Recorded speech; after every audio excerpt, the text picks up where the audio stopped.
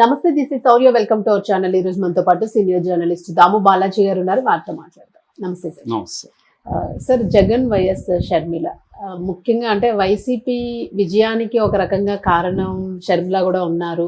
పాదయాత్రలో పార్టిసిపేట్ చేశారు, అన్నకి తోడుగా ఉన్నారు. సో అప్పటి రాజకీయ దీనిలో తీసుకుంటే ఇద్దరు సఖ్యతగానే వెళ్ళారు అన్నది ఉంది. బట్ ఇప్పుడు ఆ పదవి అయిపోయింది, తర్వాత ఈవిడ మళ్ళీ వేరే పార్టీ పెట్టుకున్నారు షర్మిల. బట్ కుటుంబ కలహాలు అనేవి ఎక్కువగా కనిపిస్తూ ఉన్నాయి. అలాగే ఆస్తుల పంపకం విషయంలో కూడా కొంత గొడవలు గట్టిగానే ఉన్నాయి అన్నది అర్థమవుతుంది. అలాగే జగన్ గారు కూడా మద్రాసు కోర్టుని అప్రోచ్ అయ్యారు అన్నది కనిపిస్తుంది. అసలు ఏంటి సార్, అంటే ఇద్దరి మధ్య ఎందుకు అంత విభేదాలు, ఆస్తి పంపకాల వరకు ఎందుకు తేడాలు వస్తున్నాయి? మామూలుగా ఇండియాలో ఫ్యామిలీ డిస్ప్యూట్స్ ఓవర్ ప్రాపర్టీ అనేది వెరీ కామన్. మనకి పొలిటికల్ అండ్ సెలబ్రిటీ ఫ్యామిలీస్ కాబట్టి మనకి డిస్కషన్లకు వస్తుంది. సో ఈ మధ్యకాలంలో విమెన్ కూడా అసెప్టివ్గా బయటకు వస్తున్నారు కాబట్టి వాళ్ళు కూడా ఆస్తులు కావచ్చు, లెగసీలో కావచ్చు, వాళ్ళు కూడా వాటా కోసం పోరాటం అనేది చేస్తున్నారు. ఈ నేపథ్యంలో జగన్ షర్మిల వాళ్ళిద్దరి మధ్య కూడా ఏజ్ గ్యాప్ 1 year నాకు తెలిసి. జగన్ 72లో పుడితే షర్మిల 73లో పుట్టింది, 1973. సో ఇద్దరే పిల్లలు రాజశేఖర రెడ్డికి. రాజశేఖర రెడ్డి 2004 నుంచి 2009 వరకు ముఖ్యమంత్రిగా ఉన్నప్పుడు ఆయన సెప్టెంబర్ 2న 2009లో చనిపోయాడు. సో చనిపోయిన తర్వాత జగన్ ఇబ్బందులు పెట్టారు. జగన్ 12, 13, 2012 and 13 జైలుకి వెళ్ళాడు. అప్పటికి వైసీపీ పెట్టాడు పార్టీ.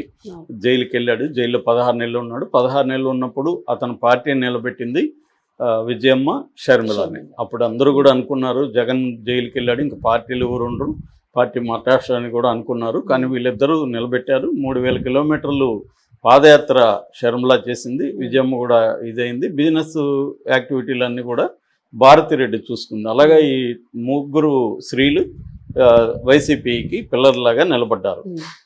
సో బయటకు వచ్చారు. బయటకు వచ్చినాక కూడా వాళ్ళు కలిసే పనిచేశారు ముగ్గురు కూడా. అయితే అధికారం వచ్చింది. అధికారం వచ్చినాక షర్మిలకి అధికారంలో ఎటువంటి వాటా ఇవ్వలేదు, అట్లాగే ఆస్తుల్లో కూడా ఎటువంటి వాటా ఇవ్వలేదు. దాంతో 2021లో షర్మిల తెలంగాణకు వచ్చి, తెలంగాణ కాంగ్రెస్ పార్టీ దాని పేరు ఏదో ఉంది, అది పెట్టింది. పెట్టినాక వీళ్ళ మధ్య గొడవలు అనేవి ఇంకా ముదిరాయి. ముదిరినాక విజయమ్మ కూడా షర్మిల వైపు వెళ్ళిపోయింది. దాని తర్వాత 2024 జనవరిలో ఆమె కాంగ్రెస్లోకి మెర్జ్ చేసి తన పార్టీని ఆంధ్రప్రదేశ్ పిసిసి ప్రెసిడెంట్గా వెళ్ళింది. అక్కడి నుంచి ఓపెన్ అయిపోయింది బ్యాటిల్ అనేది అన్నా చెల్లెలకి మధ్య. అప్పటి వరకు ప్రచ్ఛన్న యుద్ధం కాస్త ప్రత్యక్ష యుద్ధంగా మారిపోయింది. సో దాంతో ఆస్తులకు సంబంధించి ఒక డిస్ప్యూట్ అనేది ఓపెన్గా బయటకు వచ్చింది. ఆమె పొలిటికల్గా జగన్ని ఓడించడానికి గట్టిగానే ట్రై చేసింది. కొంతవరకు అది పనిచేసింది కూడా. దాన్ని కూటమి ప్రభుత్వం, కూటమి పార్టీలు, తెలుగుదేశం కావచ్చు, జనసేన కావచ్చు, బీజేపీ కావచ్చు ఉపయోగించుకున్నాయి. సో సక్సెస్ఫుల్గా జగన్ ఓడించగలిగారు. అయితే ఇప్పుడు ఆస్తుల డిస్ప్యూటు బయటకు వచ్చింది. మనకి వీళ్ళిద్దరూ కూడా లెటర్లు సెప్టెంబర్ 12, 2024లో షర్మిల లెటర్ ఓపెన్ అయింది. మా అన్న నా ఆస్తులు కాజేశాడు, నా వాటాలు నాకు ఇవ్వలేదని చెప్పి. అట్లాగే అక్టోబర్ 30 విజయమ్మ లెటరు షర్మిలాది కరెక్టు, జగన్ది తప్పు అని, ఆస్తులన్నీ సమంగా పంచాడు ఆల్రెడీ. 4 మనవాళ్ళకి మనవరాలకి, అంటే 4 గ్రాండ్ చిల్డ్రన్ వైఎస్ఆర్కి. అంటే షర్మిలాకి 2 పిల్లలు, కొడుకు కూతురు, జగన్కి 2 కూతుర్లు. సో 4కి ఈక్వల్గా నా ఆస్తులు ఉన్నాయని మాట ద్వారా చెప్పాడు. మామూలుగా మా ఫ్యామిలీస్లో మాట అనేది ప్రధానంగా ఉంటుంది. ఆయన అప్పుడే చెప్పాడు. అట్లాగే ముఖ్యమంత్రి పార్టీలో ముఖ్యమంత్రిగా జగనే ఉంటాడు అనేది కూడా ఆయన చెప్పాడు. అలాగే డివైడ్ అయిపోయింది ఆస్తి అనేది వాళ్ళు ఇద్దరు ఆర్గ్యుమెంట్. అంటే జగన్ దానికి రిప్లై ఇచ్చాడు. వైసీపీ కూడా రంగంలో దిగింది. సో డిస్ప్యూట్ ప్రధానంగా వచ్చి ఒక కంపెనీకి సంబంధించి డిస్ప్యూట్ లీగల్గా కూడా కోర్టులకు వెళ్ళింది. ఆ డిస్ప్యూట్ ఏంటంటే Saraswati powers private limited company. ఈ కంపెనీగా ఏమి లేదు. దీనికి పేరుతో ఒక 1000 ఎకరాలు పల్నాడు జిల్లాలో ల్యాండ్ ఉంది. ఇది ముఖ విలువ ఫేస్ వాల్యూ అంటారు, 10 రూపాయలు అనమాట. సో దీంట్లో జగన్ వాదన ముందుగా చెప్తాను. జగన్ వాదన ఏంటంటే 2019 ఆగస్ట్ 31న ఒక చెల్లికి ఒక ఎంఓయూ రాసిచ్చాడు. అది out of love and affection అనేది జగన్ రాసిచ్చాడు. ఏమని అంటే ఈ కేసులన్నీ జగన్ ఏమైంది, అక్రమాస్తుల కేసులో అరెస్ట్ అయ్యాడు. అక్రమాస్తులు అంటే ఏంటి, వైఎస్ఆర్ అధికారంలో ఉన్నప్పుడు కొంతమందికి మేలు చేశాడు బిజినెస్ పీపుల్కి, వాళ్ళు క్విడ్ ప్రోకో బదులుగా జగన్ కంపెనీలో పెట్టుబడులు పెట్టాడు. అందుకని జగన్ కంపెనీలు విపరీతంగా గ్రో అయినాయి. 2009లో జగన్ అఫిడవిట్లో 72 కోట్లు చూపిస్తే 2024 నాటికి 757 కోట్లు, అసలు సంబంధం లేదు. 72 కోట్ల నుంచి 757 కోట్లకి జగన్ ఆస్తులు పెరగడం వెనక ఈ అక్రమంగా పెట్టుబడులు పెట్టడం అనేది కనబడుతుంది అనేది కేసు. ఆ కేసు నడుస్తుంది. ఈడీ అండ్ సిబిఐ దాదాపు 20 ఛార్జ్షీట్ల వరకు దాంట్లో వేశారు. 12 ఏళ్ళుగా జగన్ బెయిల్ మీద ఉన్నాడు. ఇందులో కొన్ని ఆస్తుల అటాచ్మెంట్ ఉంది. అందులో ఈ సరస్వతి పవర్ కూడా అటాచ్ చేయమని ఈడీ హైకోర్టులో పిటిషన్ వేసింది. సో జగన్ ఆర్గ్యుమెంట్ ఏంటంటే, నేను ప్రేమతో అభిమానంతో నా చెల్లికి నేను అన్ని ఆస్తుల్లో వాటా ఇస్తానని ఎంఓయూ అయితే రాసిచ్చాను. అట్లాగే 2021 జూలై 26న తల్లికి విజయమ్మకి 48.99% అంటే 49% ఇందులో వాటా గిఫ్ట్ డీడ్గా నేను ఇచ్చాను మా తల్లికి. కానీ వీళ్ళు ఏం చేశారు, కుట్రపూరితంగా ఈ వాటాల బదిలీ నాకు చెప్పకుండా వాటాల బదిలీ అనేవి ఈ కంపెనీ డైరెక్టర్లు కలిసి ఏకపక్షంగా తీర్మానం చేసి షర్మిలాకి వాటాల బదిలీ చేశారు. కానీ వాటాల బదిలీ ఇలా చేయడం వల్ల ఏమవుతుందంటే, నాకు బెయిల్ రద్దయ్యే అవకాశం ఉంది. ఎందుకంటే ఆల్రెడీ కోర్టులో ఈ ఆస్తులు జప్తు కోసం ఈడీ పిటిషన్ వేసినప్పుడు ఈ కోర్టుకి చెప్పకుండా, ఈడీకి తెలియకుండా నేను ఆస్తులు బదిలీ చేయడానికి లేదు. ఈ విషయం షర్మిలకు తెలిసి కావాలనే రాయించుకొని బదిలీ చేయించుకొని నాకు బెయిల్ రద్దు చేసి నన్ను జైలుకి పంపాలనేది షర్మిల ప్లాన్ అనేది జగన్ మాట్లాడు. దానికి షర్మిల కానీ విజయమ్మ చెప్పింది ఏమంటే, అసలు ఏమీ జరగదు, ఆస్తులు జప్తు కాలేదు, ఇది కోర్టుకి వెళ్ళిండొచ్చు, వెళ్ళినంత మాత్రాన అది బదిలీ కాకూడదని ఏం లేదు కదా, కోర్టు తీర్మానం ఏం లేదు, కోర్టు తీర్పు రాలేదు. కాబట్టి కుట్ర ఏముంది దీంట్లో. రెండోది అతను రాసిచ్చాడు, గిఫ్ట్ డీడ్ అయినాక తల్లి ఆమె ఆస్తుంది, ఆమె ఎవరికైనా ఇవ్వచ్చు కదా అనేది ఆర్గ్యుమెంట్. కానీ ఈ ఆర్గ్యుమెంట్లు ఏవి ఎప్పుడైనా ఆస్తుల గురించి నేనేం ఆర్గ్యూ చేస్తున్నా మీరేం ఆర్గ్యూ చేస్తున్నారు అనేది కాదు, అథెంటిక్గా కోర్టు చెప్పాలా ఫైనల్గా. సో ఇది కంపెనీ యాక్ట్ కింద కాబట్టి నేషనల్ కంపెనీ లా ట్రిబ్యునల్ అని ఒకటి ఉంటుంది. దాని హైదరాబాద్ బ్రాంచ్లో జగన్ కేసేసాడు వీళ్ళ మీద, ఇది చెల్లదు అని. అంటే ఎంత జరిగాయంటే, జగన్కి 29.88% వాటా, భారతిరెడ్డికి 16.3% వాటా, క్లాసిక్ రియాలిటీకి 4.8% వాటా, విజయమ్మకి 48.99% వాటా. ఇవన్నీ ఆమెకి వెళ్ళిపోయినాయి షర్మిలకి. ఇది చెల్లదు, నేను ఎంబోయూ మాత్రం రాసిచ్చాను, వాళ్ళకి ఏమి ఇవ్వలేదు. అట్లాగే గిఫ్ట్ డీడ్ ఆమెకి ఇచ్చిందా అంటే ఆమెకు అవకాశం, కానీ ఆమె నాకు చెప్పకుండా దాన్ని ఎవరికంటే వాళ్ళకి ఇవ్వడానికి లేదు. కాబట్టి ఈ బదిలీ చెల్లదు, క్యాన్సిల్ చేయండి అని నేషనల్ కంపెనీ లా ట్రిబ్యునల్లో జగన్ కేసు వేశారు. దాన్ని వాళ్ళు కౌంటర్ వేశారు, వాళ్ళు చెల్లుతుందన్నట్టుగా. నేషనల్ కంపెనీ లా ట్రిబ్యునల్ జగన్కు అనుకూలంగా తీర్పిచ్చేసింది, వాటాల బదిలీని ఆపేసింది. దాని మీద వీళ్ళు ఏం చేశారంటే, ఈ నేషనల్ లా ట్రిబ్యునల్కి పైన ఇంకొకటి ఉంటుంది, అది నేషనల్ కంపెనీ అప్పెలేట్ ట్రిబ్యునల్ అంటారు, అది చెన్నైలో ఉంటుంది. దాంట్లో వీళ్ళు వెళ్ళారు మళ్ళీ, ఎవరు ఈ సరస్వతి కంపెనీ వెళ్ళింది. కంపెనీ మీద కదా జగన్ వేశాడు, కంపెనీ ట్రాన్స్ఫర్ చెల్లదని జగన్ వేస్తే ఆ కంపెనీ వెళ్ళింది. అంటే షర్మిల విజయమ్మలే వెళ్ళారు. కంపెనీ అంటే నథింగ్ బట్ డైరెక్టర్లు వాళ్ళ కంట్రోల్లో ఉన్నారు, వెళ్ళారు.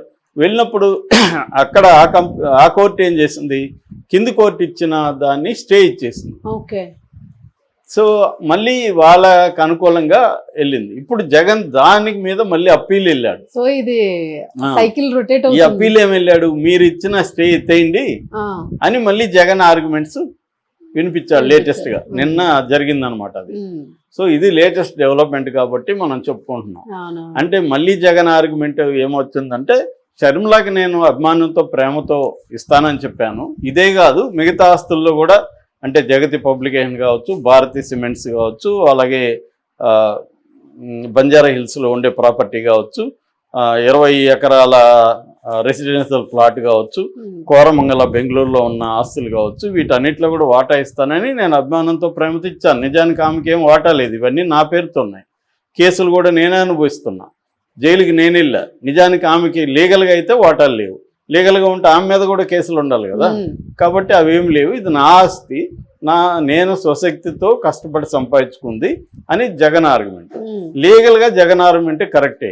కానీ షర్మిల విజయమ్మ చెప్పకనే చెబుతున్నది ఏంటంటే, ఆయన సీఎంగా ఉండడం వల్లే కదా జగన్ ఆస్తులు పెరిగాయి. సీఎంగా ఉన్నప్పుడు నాన్న వల్ల కొడుకు పెరిగితే కూతురికి కూడా వాటా ఉండాలి కదా అనేది వీళ్ళ లాజిక్. అది లీగల్గా చెల్లదు. లీగల్గా మీ ఎవరి పేరుతో ఉంది అనేది ఇంపార్టెంట్. కాబట్టి ఇప్పుడు వీళ్ళు ఈ ఆస్తి మాత్రం కొట్టుకుంటున్నారు. ఇదేంటంటే పలు కోణాలు ఉన్నాయి, లీగల్, పొలిటికల్, ఫ్యామిలీ, మోరల్, ఇలాగ అనేక కోణాలు మిక్స్ అయిపోయినాయి. ఇది మనమైతే జడ్జి చేయలేం. కానీ ఓవరాల్గా అనాలిసిస్లో ఏంటంటే, జగన్ ఒక రాజకీయ నాయకుడిగా సొంత ఇల్లే చెక్కబెట్టుకోలేకపోతే నువ్వు రాష్ట్రాన్ని ఏం చెక్కబెడతావు అన్న ఒక మైనస్ అయితే జగన్కి ఖచ్చితంగా ఇది ఉంది.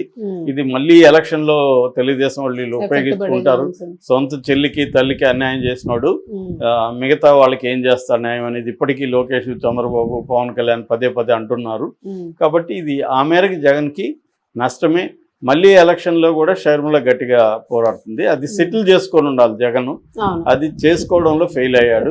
కారణాలు ఏదైనా ఫెయిల్ అయ్యాడు. ఇక్కడ కూడా మన కవిత కూడా అదే పరిస్థితి.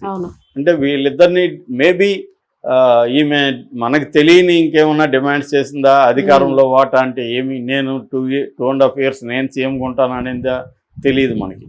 అంటే ఇంత డ్యామేజ్ ఉందని మనకే తెలిసినప్పుడు జగన్కి తెలీదా? ఉన్నా కూడా ఎందుకు అతను సెటిల్ చేసుకోలేదు అంటే, సెటిల్ చేసుకోలేని కండిషన్ అతనికి ఉండొచ్చు. అంటే వాళ్ళు కూడా బేరీ చేసుకుంటారు ఏది ఎక్కువ నష్టం అని. సో ఈమెకి నేను పవర్ షేర్ ఇవ్వడమే ఎక్కువ నష్టం, దాని బదులు ఆమె ఎంత నష్టం చేస్తుందో చేయని అని వాళ్ళు డిసైడ్ అయి ఉంటారు, అక్కడైనా ఇక్కడైనా. లేకపోతే కవిత కూడా బయటకు వచ్చి నేను సీఎం అవుతాను అంటుంది ఇప్పుడు. మరి ఆమె సీఎం అవ్వాలా, కేటీఆర్ సీఎం అవ్వాలనుకున్నప్పుడు కేటీఆర్ సీఎం అవ్వాలనేది వాళ్ళ నాన్న అనుకుని ఉండొచ్చు. సో అనుకున్నప్పుడు ఆమె ఎంత నష్టం చేస్తే చేయనని వాళ్ళు డిసైడ్ అయిపోతారు. సేమ్ అక్కడ కూడా అదే ఉండొచ్చు. కాబట్టి ఇక్కడ మనం బయట కూర్చొని జడ్జ్ చేయలేము. జగన్ ఏదేమైనా జగన్కి అయితే నష్టం జరిగింది దీనివల్ల.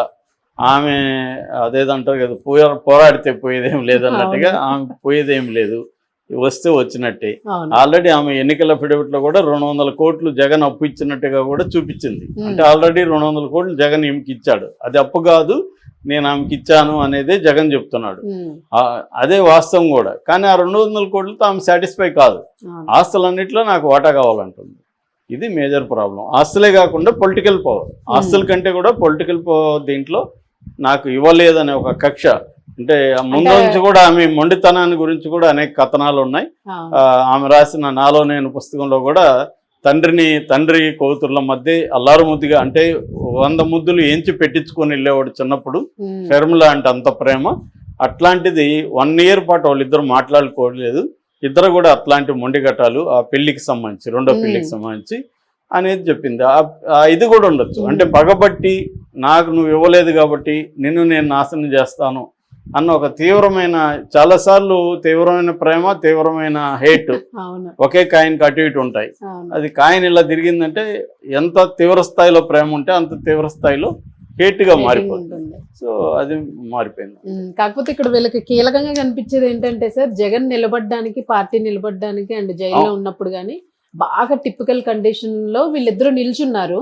అది ఎంతవరకు మరి ఆయన రిగ్రెట్ అయ్యాడు అన్నది కూడా ఇక్కడ ఒక క్వశ్చన్ కనిపిస్తుంది. దాని వలన ఎక్కువ హట్ అయ్యారా వీళ్ళు అన్నది కూడా కనిపిస్తుంది. చూద్దాం సార్. Thank you.